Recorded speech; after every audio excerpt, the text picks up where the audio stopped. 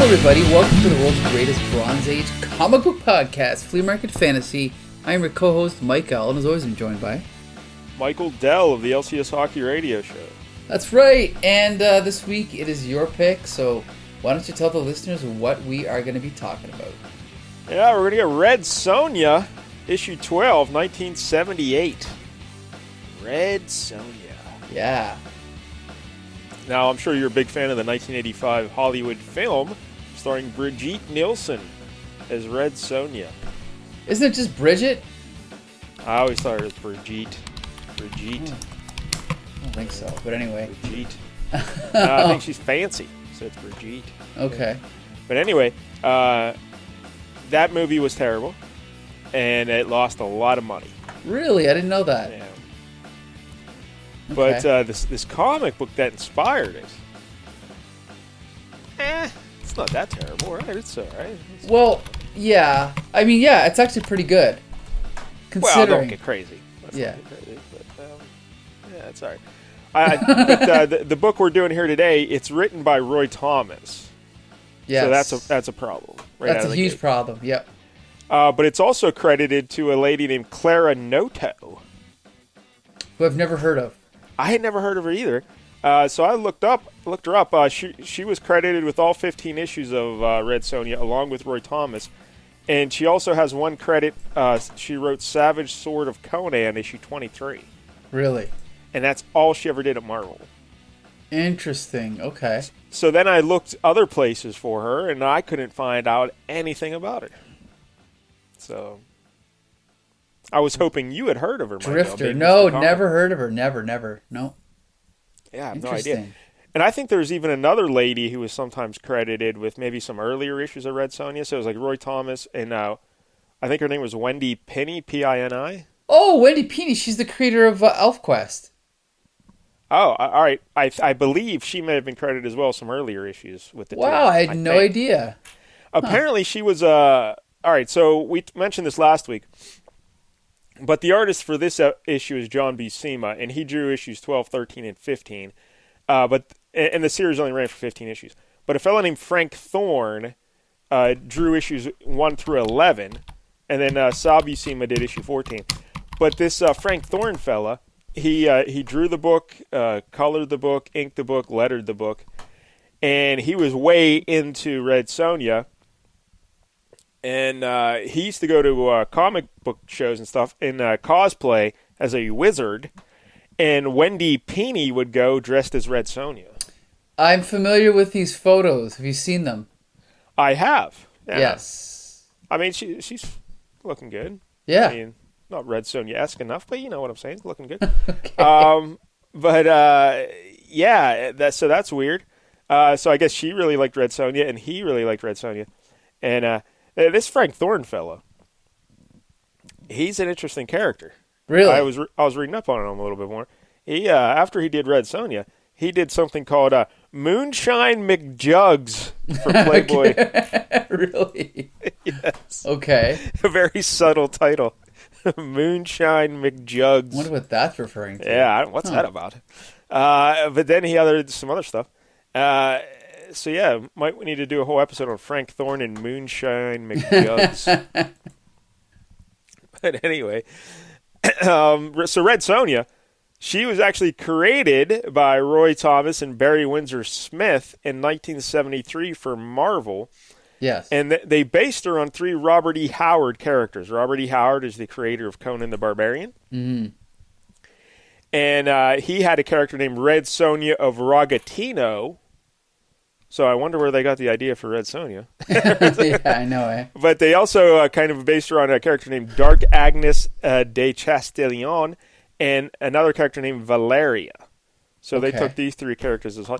But I mean, I don't know, I'm not familiar with any of those 3 characters. But I'm going to guess Red Sonja is probably a lot like Red Sonja of Rogatino. Sure. Or do you think like they just took the name from that character and like she was like a nun, maybe? Well, I'm going to go with the former, definitely. And then, like, Agnes was maybe the warrior, and Valeria was super foxy. So, like, let's put all 3 of them together. I don't know. But anyway. So that's how Red Sonja was created. And her first appearance was in Conan the Barbarian, issue 23 in 1973. Okay.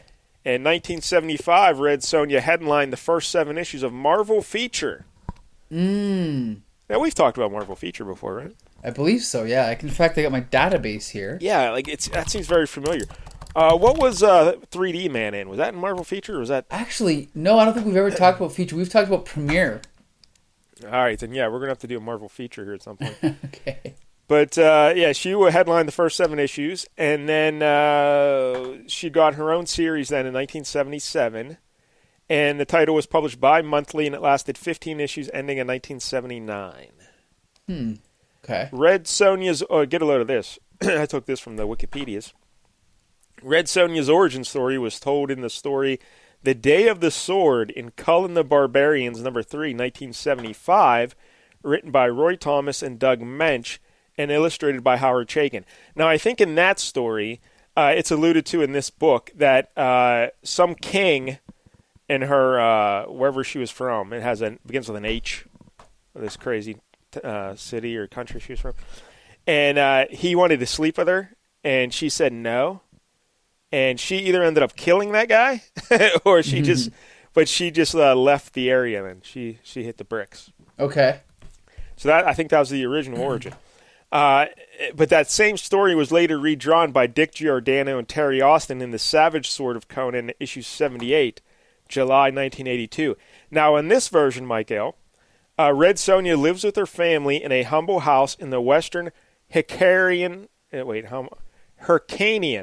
That's that place where she lived, the crazy who begins with an H. Hyrkanian. Hyrcanian steppes. When she is 21, a group of mercenaries kills her family and burns down their house. Sonja attempts to defend herself but cannot lift her brother's sword. She is raped by the leader of the group. Yikes. Answering her cry for revenge, the red goddess Scathach, appears to her and gives her incredible fighting skills, on the condition that she never lie with a man unless he defeats her in fair combat. Jeez. What kind of an origin is that? Who's writing this? Okay. That's a horrible origin story, right? Right. Yeah, that's obviously written by a man, right? Yeah, it says Dick Giordano drew it and Terry Austin, but I don't know. Well, they said the same story, so is that the same story then that Roy Thomas came up with and Doug Mensch? I guess so, yeah. Because they gloss over that detail here in this book about her being A, raped, and 2, not being able to lie with another man unless he beats her in combat. Yikes. That's crazy. All right, Barry Windsor Smith originally drew Red Sonja with a full armored shirt with sleeves and like red shorts. Like little red underpants. But then Spanish artist Esteban Marado designed her chainmail bikini costume completely unsolicited. He just gave the drawing to Roy Thomas when he was editing Savage Sword of Conan. He said, hey, you should do this. So that's what they started doing with Red Sonja. And if you've never seen Red Sonja, she's a very foxy redhead who wears a chainmail bikini. Yes. And that's pretty much it. Because when you're a warrior and you're going into battle, you want to wear as little clothing as possible. Right. So yeah, I'm looking at these photos now, these cosplay photos, and Red Sonja cosplay is a thing. I just discovered this doing research for this issue, and it's pretty awesome. I'm just going to tell you, it's pretty good. Yeah, you could say that, definitely. Hey, in 2011, Red Sonja was ranked first in Comics Buyer's Guide's 100 Sexiest Women in Comics. Really?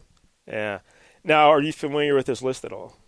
No, not at all. I'm familiar with Comics Buyer's Guide, but... Yeah. Well, I looked at this list. Okay. Because, Red Sonja is fine and all, but I don't know if I put her number 1. I think the chainmail bikini really gets her number 1, right? I mean, that's... Sure. Basically gets her number 1. Number 2 on this list, Death. Okay. What the hell does that mean? Sandman. Oh, so it's not like the skeleton Death and Thanos? No, it's the Sandman. It's the Neil Gaiman Death. But was she really sexy? Well, she was, if you're into that, she was a little goth girl. I Skinny guess, little if you like goth the Cure. Yeah, exactly. You're into that. Number 3, Jean Grey. Okay. Or Phoenix. Right. I mean, I guess it's a solid choice, especially the Phoenix, the Dark Phoenix side. Hey, look Sure. out. Yeah. Number 4, Zatanna. I can see that, you know. Yeah. The magician lady with the fishnet stockings and everything. Right. Number 5, Emma Frost. Oh, I'm there. I'm with. Yeah, I'm White with Queen, them especially on in that. the 70s when she had that little. Yeah, I mean, that's clearly a good choice. Number 6, Wonder Woman. Okay. I mean, that's a pretty standard choice, I think, Sure. especially Linda Carter era Wonder Woman. Absolutely. Yeah. Number 7, Sarah Pazzini. Who Do you know who that is? hell is that? No. Yeah, I had to look that up. She's that Witchblade lady. Oh, okay. Again, care. just be a foxy lady with very little clothing. And you'll Okay. get on here. Yeah. Number 8, Venus. From what, the 1940s? I have maybe? no idea. It just says Venus, and that's all it says Okay. on this list. Okay. So, yeah, what do you think that is? Like the Greek god? Probably. Well, there was there was like a superhero called Venus in the, 40s, but I don't think she, had an impact or anything. So I don't know what the hell. Yeah, let's be honest here. In the 40s, they weren't exactly drawing women sexy. Well, some of them were. Some of them were. I don't know. I'm looking her up right now. There was a comic book character called Venus. She had like a red dress on, and I mean, this must be the same one because she's the only one that comes up. So Yeah, maybe no idea. she's a favorite of the people who are doing this list. Apparently. Yeah, this list, I mean, these choices are solid, but the omissions from this top 10 are terrible. Number 9, Power Girl, the boob window. Yep. That's going to do it every time. And number 10, Rogue. Really nice. Yeah. I always had a crush on Rogue when I was a kid. And since we do top 11s on the LCS show, number 11, She-Hulk. Okay, nice. So that She-Hulk TV show, is that still... It started today, but I haven't seen it yet. I didn't know it started today. Yeah. I will say this. When I first saw the initial trailer, it looked laughably bad. Yes. Just the CGI. Especially the CGI looked terrible, yes. But I've seen other stuff since then, and the CGI doesn't look as bad. Okay, they might have improved it. Yeah, maybe they cleaned it up a bit. But Mike, on that top, Supergirl's 12. Scarlet Witch is 13. All right, see, I think Scarlet Witch would be in my top 5. Yeah, especially now she would be for sure. Harley Quinn is at 15. Batgirl 16. See, this list must be old, right? Because 2011. 2011. Harley Quinn would be closer to the top now. 19, Starfire. Wasn't Starfire like the Teen Titans? She was always Orange. Like depicted as sexy, right? Like that was her thing. Like that's what she was. 20, Poison Ivy. That's another one. But here's the one that gets me. 21, Elektra. How is Elektra 21? She needs to be way up there. You could argue that, yep. Oh, yeah, you can argue. And then Catwoman 22. That seems like one that should be she'd in be the top. way higher. Yeah. Zoe Kravitz, come on. Silk Spectre 23. Well, yes, Watchmen, yeah. Talia al Ghul 24. Sure. Black Canary 25. Okay. Seems low. Black Cat 26. Seems low. Yeah. Mary Jane Watson 43. Really? That's She's got surprising. top 11. She has to be top 11, right? Yeah, that's surprisingly low. Looking through a couple of these other ones. Sue Richards 85. Invisible Woman 85. Yeah, I could see that, I guess. Big Barda 75. Lois Lane 78. Gwen Stacy 89. What about Deborah Whitman? Is she in there? Probably not, eh? Deborah, who the hell is Deborah She's Whitman? Peter Parker's girlfriend from the early 80s. Yeah, she's not in here. Ah. I never heard of Deborah Whitman. All right, whatever you say. So there you go. There's enough. But Red Sonja, number 1. How about that? That's surprising. I mean, again, it's the chainmail bikini. Yeah. I mean, come on. What are you going to do? So, all right. Anything else about Red Sonja, Michael, that you would like to mention? Only that if I did see the movie, it was 35 years ago or more, and I don't remember anything about it. Yeah, I've never seen it, but... I heard it's bad. Yeah, you just heard that from me earlier. I said it's terrible. Also, what was I going to say about this, the Red Sonjas? There's one other thing I was going to mention, and now I can't remember because I'm old and I'm forgetful. So I guess we can just get to the book. Well, I was just going to say, Red Sonja, even though her run at Marvel was 15 issues, she's been in several other things since then. They've had several other Red Sonja like limited series or editions, and I think Gail Simone wrote a Red Sonja series at some I point. think so, yeah. Now here's something. Did you come across? Does Marvel own Red Sonja since Roy Thomas and Barry Smith created her? Yeah, I think so. Like I think, Okay. right? Well, I Did, think so, right? Or no? well, that's a good question because I think there might have been a copyright dispute at some point. I'm not sure.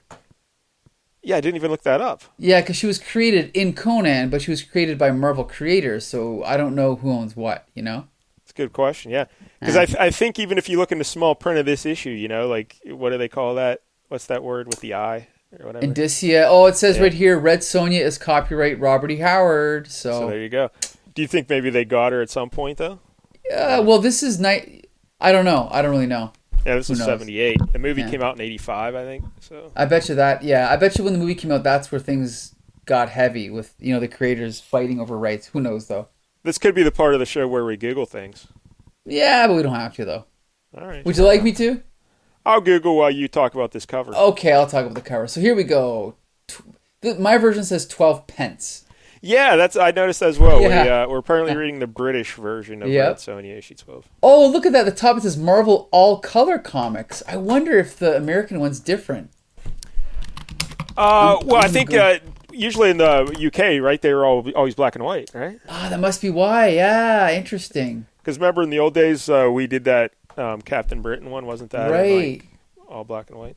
And you know what? I am looking up the American version, and it just says Marvel Comics Group. So this is definitely a different version for the UK. Interesting. Wow. Yeah, apparently Red Sonja is getting a new movie, I think. Oh, yeah. That This wouldn't article's surprise from me. May 21st or May 2021. Red That's Sonja cool. movies. Well, we'll see if that gets made. But then there's another article from 2018, why Red Sonja isn't part of Marvel's Conan deal.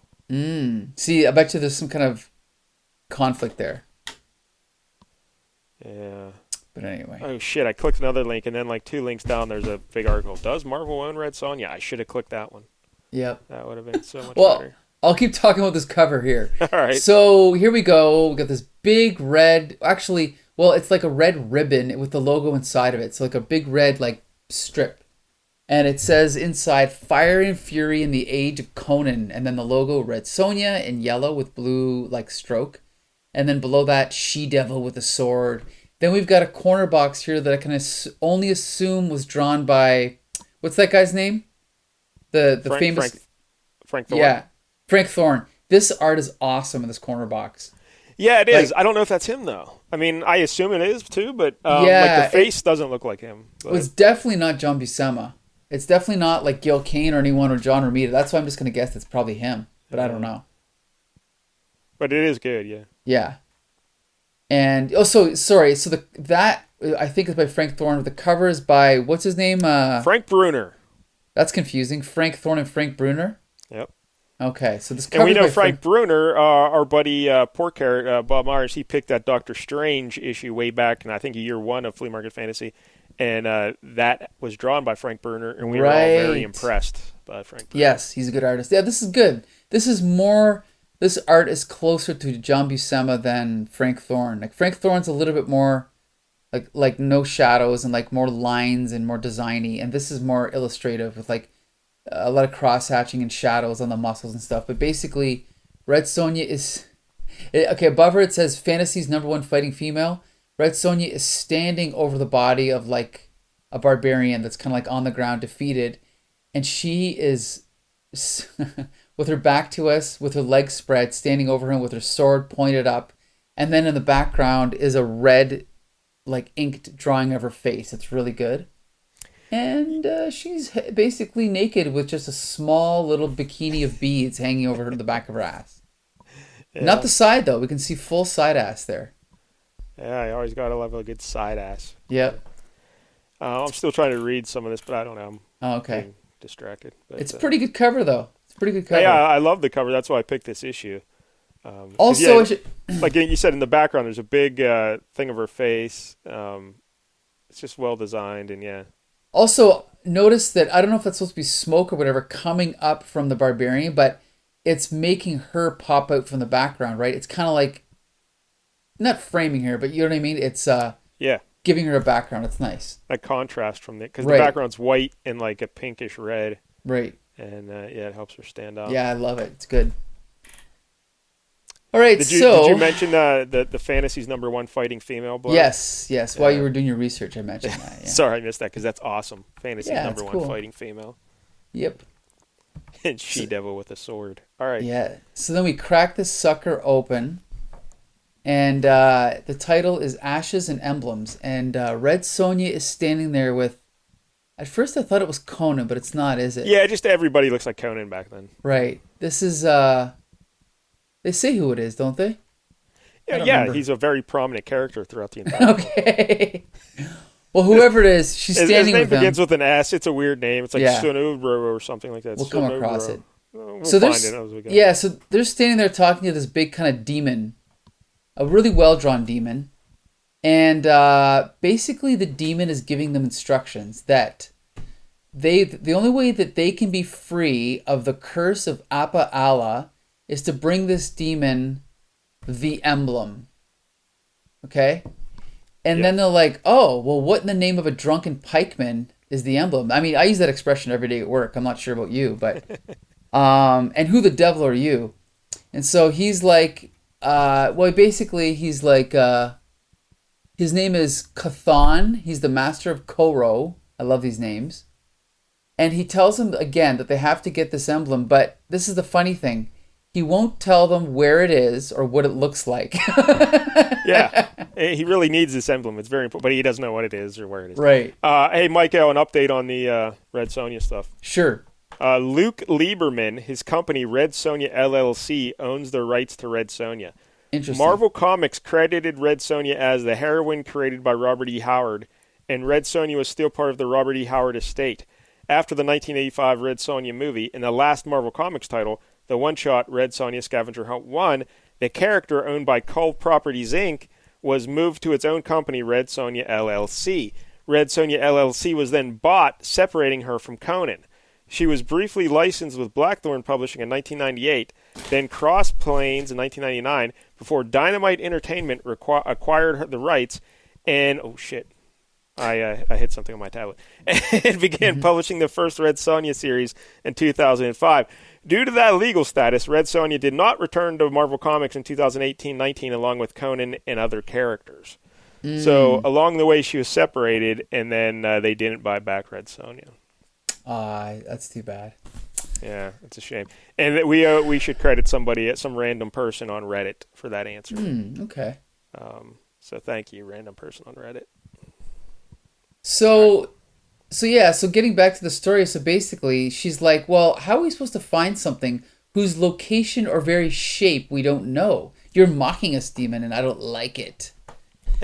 And so then the guy, the dude, the barbarian dude, is like, well, maybe I can help. Being Appa Allah's son, I have some lesser powers which may be of use. And so then he's like, if you have something to touch the emblem, maybe you can grab it, right? Yeah, so this then, Appa Allah lady's like a big sorceress. She's a big famous sorceress. So then this other guy named Marmo, he brings in like a piece of cloth that's touched the emblem, right? Red lace. Oh, red lace. Because I think this is part 3 of the Red Lace saga. Well, it says crimson cloth, but okay. Yeah, but I think this storyline's called Red Lace. Oh, so. okay. Yeah. So then he touches the lace, and he's like, I see a tower room facing east where the sun rises. Inside the room, much treachery has been done, much bloodshed. So he sees a vision, and we see like this tower, or like this kind of castle with like 2 big towers coming out. Cool. And, also, Michael, there's a panel there. Marmo, you old thief, bring me the red lace. So that, right. Oh, true. That's what it's officially called. You're right. Yeah. Right. So then Marmo's like, it's not in there. I've searched that place, and I told you it's empty. And Red Sonja's like, no one commands me, you slab of vulture meat. And so there's a lot of that stuff in here. Right. Like Red Sonja making very weird insults.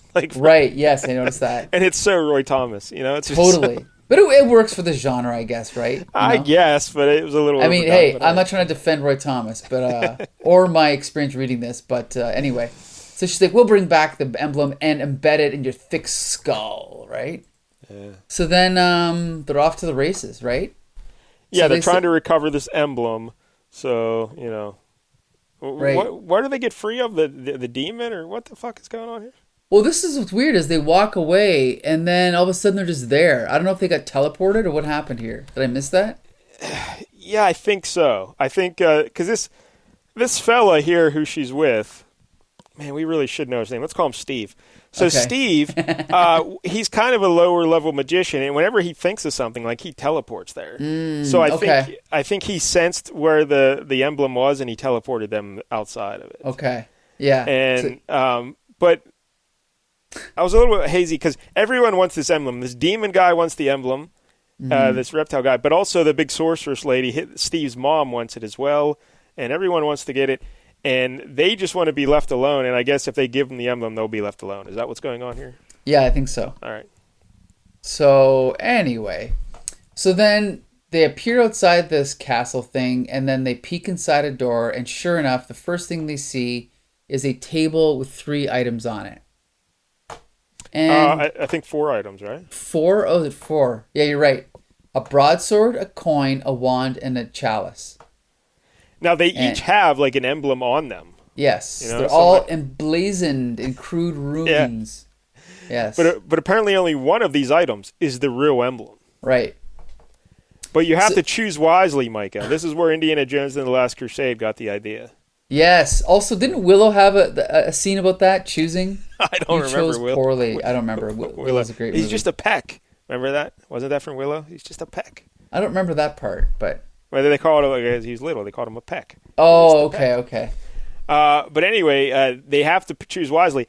Red Sonja goes to just grab something, and Steve there, he says, hey, don't just touch it, because if you touch the wrong thing, you will die. Now, how does he know that? Right. Like 10 minutes ago, he didn't even know an emblem existed. That's true. That's true. And now he knows all the backstory and the histories about the emblem. True. And yeah, so that's a little weird. But It- what does Red Sonja, though, say there, Mike? So she says, "Foolhardy I may be, but all my senses tell me to take the chalice." And then Steve says, "And since my senses tell me nothing, I may as well follow yours." Since I'm a big dope, Convenient, I might yeah. as well do it. Yeah. So then he grabs the chalice, holds it up, and then the other 3 items vanished. This then is Chthon's vaunted emblem. So there, they got it. And she's like, Story well, done. at least we'll live a bit longer. But if you had died when you touched the cup, and he says, luckily I didn't. Right. Oh, the drama. yeah, the drama. And so then, so then he's like, so then she's like, "You think this chalice can get us out of here alive?" And he's like, "Aye, but I fear where it may take us instead." So then, and then all of a sudden they're like walking and talking. All of a sudden, like now they're in a forest. What happened here? Yeah, they get teleported somewhere because Well, now, yeah, first they're in a forest, and then all of a sudden they're in like a vortex, right? because he says, I too wish to know who controls the evil that lurks everywhere around here. Even Right. my mother, Apan Allah, may Right. not know of the lizard demon. Right. Give me the answer, golden vessel, and take us to the knowledge we seek. So he asked this golden vessel there, the emblem, to take them to the whoever controls all the evil here. And so they get teleported to the middle of some crazy forest where like these flat. Hey, this looks like your yard, Michael.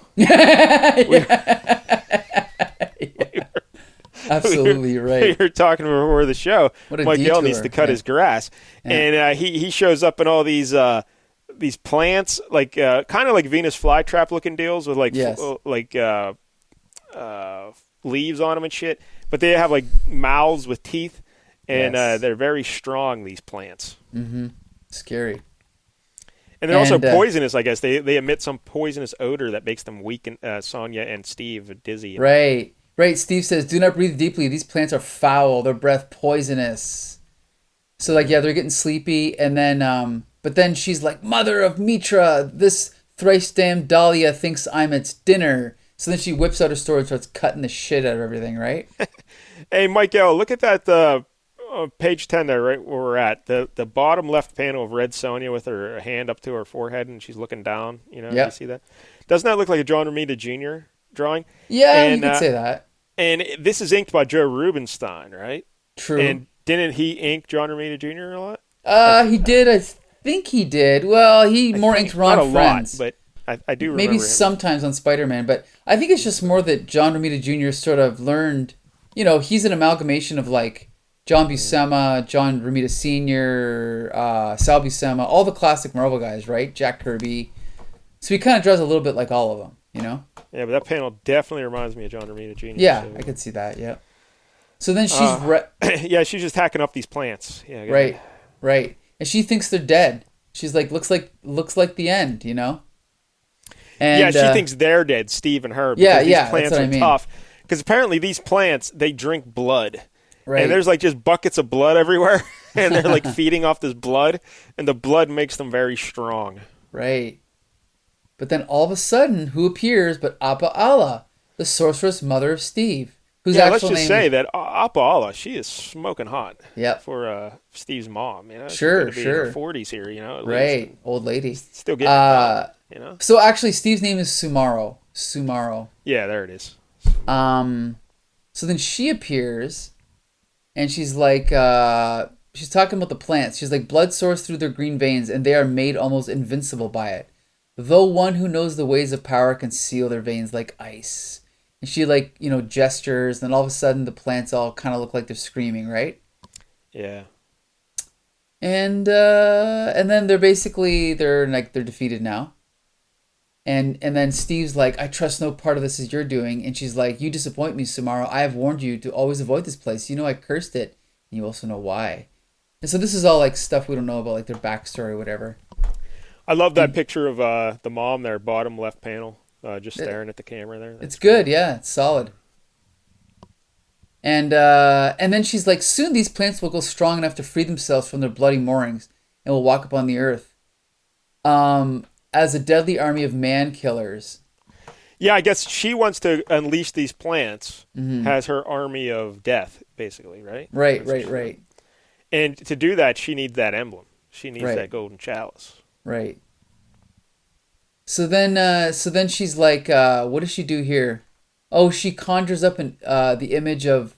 Is this the guy from the beginning? No, I think this is the master she serves, right? Okay. I think so. Oh, Quillos. Well, Quillos is her husband and Steve's father. Okay. But I guess they've separated. The mom and dad. This is the guy from the beginning, though. This is the green demon from the beginning. No. It's a different. Isn't it? Well, Hold on. Let me see here. Yeah, like Quillo. This is the guy from the beginning, I think. The demon that they're fighting. Yeah. The lizard guy. But he's not Quillos. Oh, okay. Yeah, Oh, that's right. His name is Chthon. That's right. How could I mix them up? Yeah, all these crazy names. Yeah, we never see Quillos, but Quillos is Steve's daddy, and he's mad at his dad. He wants to overtake the kingdom from his dad. That's his backstory. And his mom and the dad, I guess, are estranged. They're not together anymore, it seems. Okay. So she's like a cougar out on her own, And, right. But so she calls back that demon because that demon now is like grabbing Red Sonja. Right.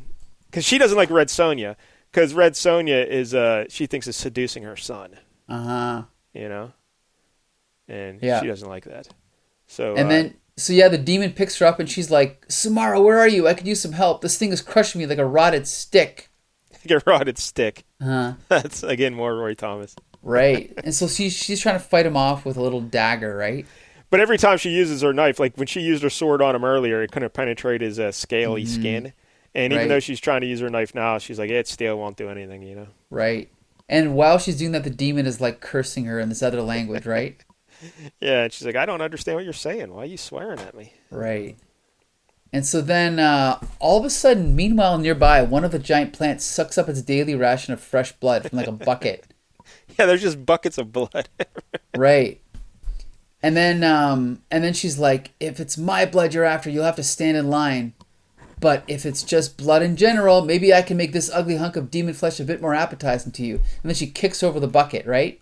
She literally kicks the bucket. So the blood spills over the demon, or what'd you say his name was? It doesn't matter. Carl?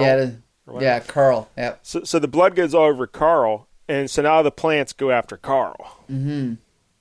Yeah. Yep. So they start eating him, and then And then all of a sudden, on the next page, it's like now they're all kind of like they're walking away, right? Or no, their vegetable jaws snap as they extend their spiky fronds. No, what does it Yeah, say? fronds is a type of leaf. Yeah. Oh, okay. To devour the struggling demon. Soon they are upon him, moving in their awkward way. And Yeah. and then Red Sonja escapes then yeah, because she manages to the leap demon's away. distracted by the plant, so she's able to get away. Yeah. Right. So they basically eat him up. And then she's like, Sumara, Suma, you. And she's like, Sumaru, how dare you mock my calls for your own son, right? Yeah, yeah. The MILF is making fun of her. She's Right. like, you're making fun of him. And then she's like, how dare you make fun of me? I only crave his comradeship, nothing more. She doesn't want to bang him, right? Yeah, because she can't bang him unless he defeats her in combat. Right, right. Well, we learned that.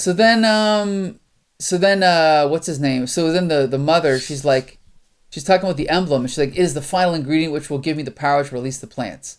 And then Steve is like, in that case, I'll see that you never get it. Mother, this emblem, I've got to know who made it. She's like, whose might do you dare? One whose might you dare not challenge. Even I, my son, even I need its strength. Yeah, So so then- she apparently serves another demon up higher or something. Yeah, Right. So she's like, give me the chalice. And he's like, no, there's one way I can keep it from you. I will use my own powers to send it and myself to a place from which I can only return if my birthright as ruler of Skaranos is regained. Sonja, will you swear to take this task upon yourself? And she's like, sure. Yeah, so And- basically Steve, I don't like this panel. This doesn't even look like John Buscema, that Steve in the foreground there. Yeah, it's kind of weird. It looks like his face was redrawn or something. Yeah, it looks like Joe Rubinstein really went heavy on the inks there to change it. Right. But yeah, so Steve, basically his plan is he wants to overthrow his father, take back the kingdom, because that's his birthright to be king, and he'll be a good king.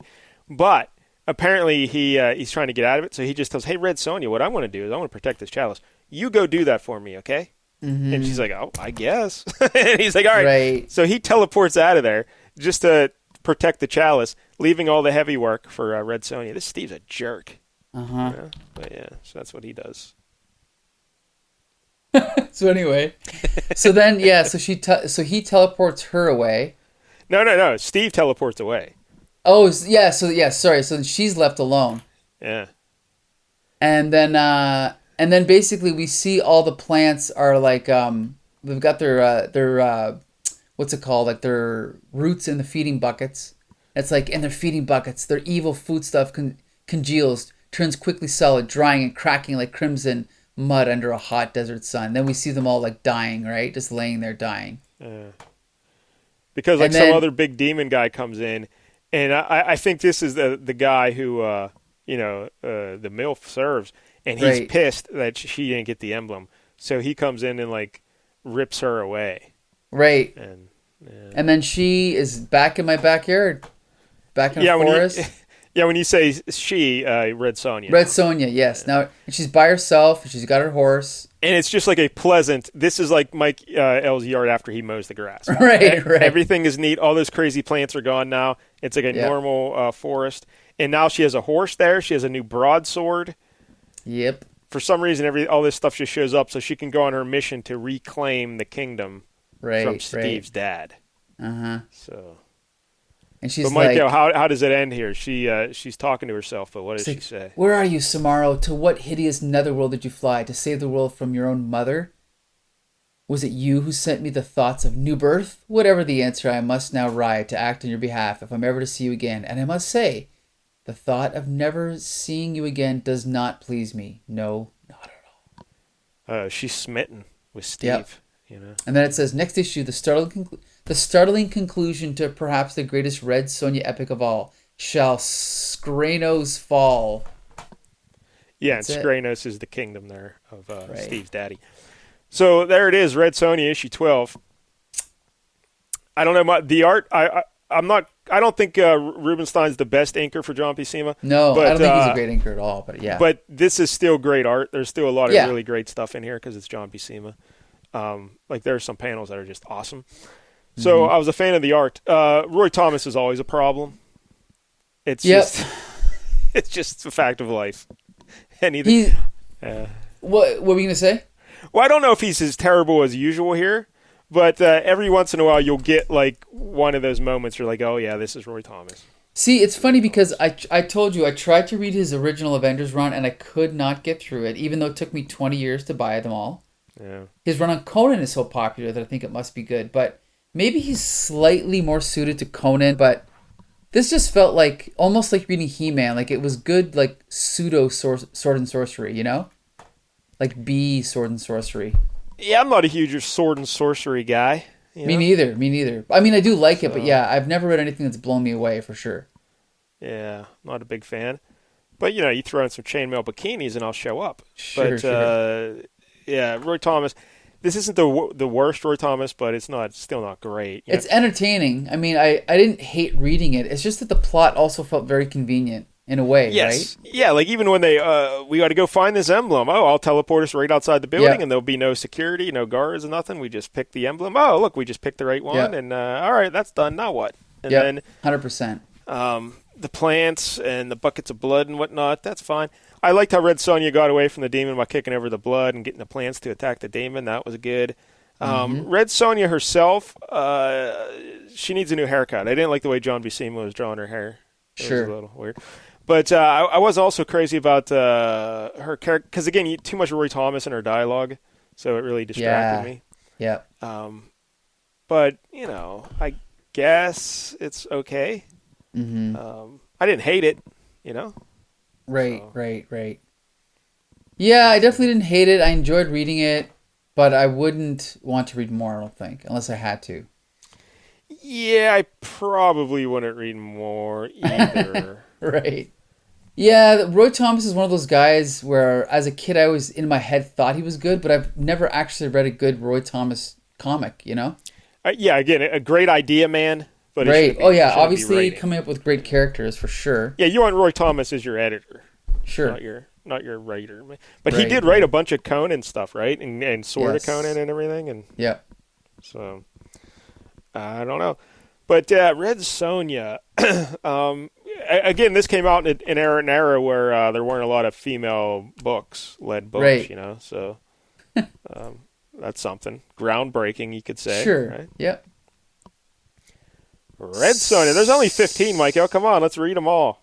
Ooh, trust me, I've gone down that path before many times on this show, and I still usually just give up after a few issues, Maybe we'll check in on the Marvel feature run that she did. 7 issues. There you go. Yeah, see that. Frank Thorne drew all those, I believe. Oh, nice. Okay. But see, you say nice, but have you ever actually looked at his art? I like it. Yes, I have. Yeah. You'll see a good pinup and stuff he'll do, but man, I was not a fan when I was going through those books. So. Okay. Maybe I've only seen his pinups. Who knows? Yeah, because the covers and stuff. Oh yeah, that looks nice. But then you go with the interior art. It's like really heavy inks, and I don't know, not in a good way. But, okay. Not like a Gene Colan heavy ink way, but gotcha. Too busy and distracting. All right. Anyway, Red Sonja, what do you give it, Michael? 1 out of 10. Whew, I'll give it a 5. It was entertaining enough to read and enjoy, but yeah, I wouldn't want to read more. I'll go. That's about right. Maybe I'll go 6 just because I really like John Buscema's art here. Of course, the art. Yeah, it's not even his best art, but it's always good when it's John Buscema. Yeah, definitely. And also, chainmail bikini. Sure. And really smoking hot mom. So, yeah. 6 out of 10. All right, so Mike L, next week it's your choice. That's right. And guess what? It's another wild card, Mike Dell. Any guesses what it's going to be? Official Marvel Handbook. How did you know? Oh, really? The official handbook of the Marvel Universe, number 12. Number 12? The issue I bought when I was a kid. I gave you the link. It's the one with Spider-Man, Silver Surfer, the Submariner, Sunfire, Storm, and a bunch of other people that begin with S. And which version of it is this? This is the official handbook of the Marvel Universe Deluxe edition. I believe it started in 85 or 6. Yeah, I think 85. Right. The original was 83. This is a couple years later. This is there you go, the guide to the Marvel Universe. It's going to be fun. How about that? Yep, there you go. So there you go, another review of a fun Bronze Age comic. Every week we do a different one. 1 week I pick, 1 week Mike Dell picks. Every episode is available at www.comicbooksyndicate.com. So be sure to join us next week and every week. And until next Tuesday, this. Bye!